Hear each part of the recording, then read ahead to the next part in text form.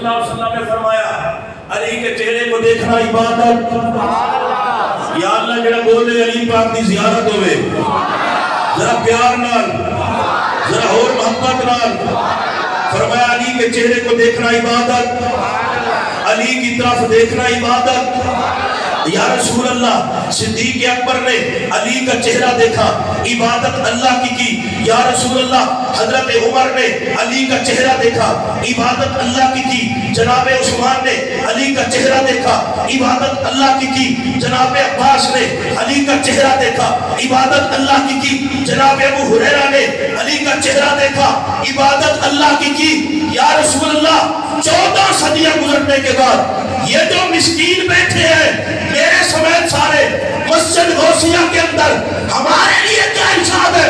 فرمایا ذکر علی یہ عبادت.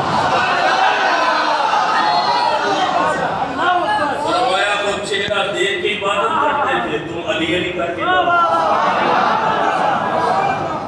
وہ چہرہ دیکھ کے عبادت کرتے تھے, تم علی علی کر کے عبادت کرنا. آقا ہمیں بھی ثواب ملے گا. فرمایا ہاں تمہیں بھی ثواب ملے گا.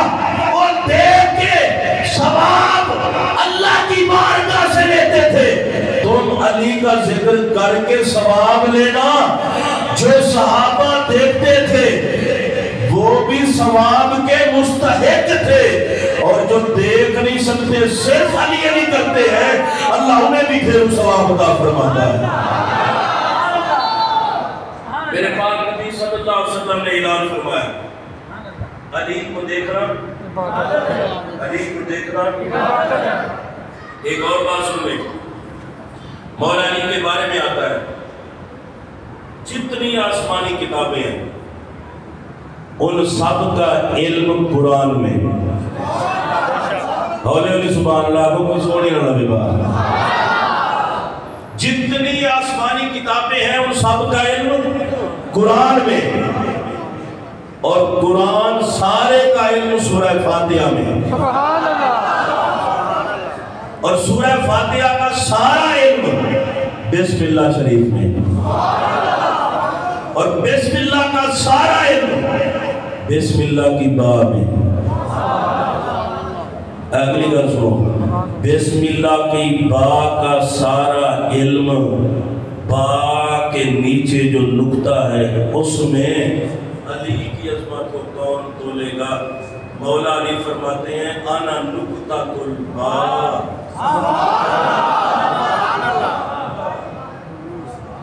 عالم